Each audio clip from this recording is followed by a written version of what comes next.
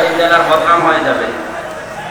আশা করছি বসে আছেন, দাঁড়িয়ে আছেন, শুয়ে থাকে, কথা বলবেন। আর এই ময়দানে দিয়েছেন কি লিখেছেন, কি আর দিয়েছেন?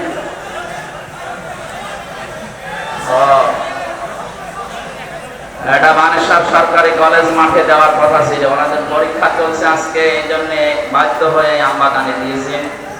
আপনারা কষ্ট হচ্ছে আমরা দেখতে পাচ্ছি। আমি যতদূর থেকে আসছি শুধু মানুষ, কিছু করার নেই ভাই। যেখানে যাবেন শুধু আপনাদের মতো সব জায়গায় মানুষ কষ্টে আছে। যেখানে আছেন ওই জায়গায় 1 ঘন্টা আমার সময় দেন। আমি আশা করছি আপনাদের কাছে আপনারা দাঁড়িয়ে থাকেন, দেখতে না পেলে কালকে ভিডিও দেখবেন, কিন্তু কথা বলবেন না। এরপরও কথা বলছেন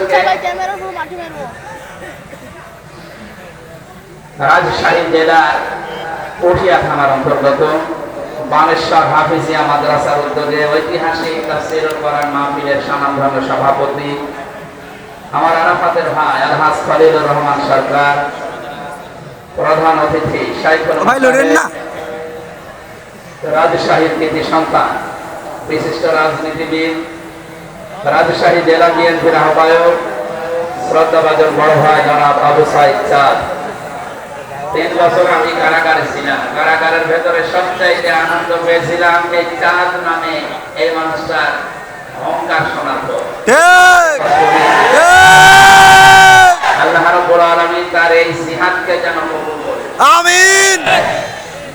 জালেম বাদশার সামনে হক কথা বলা এটা সবচাইতে বড় জিহাদ, যেটা চাঁদ ভাই করেছিলেন। আমরা সামনে তাকে জনগণের খাদের হিসাবে সম্মান দেয়। আল্লাহ যেন কবুল করে। আল্লাহর ইলমে যদি জানা থাকে যে তার দ্বারা মানবতার সেবা হবে, আল্লাহ যেন অবশ্যই ওই জায়গায় পৌঁছে দেয়। আমিন।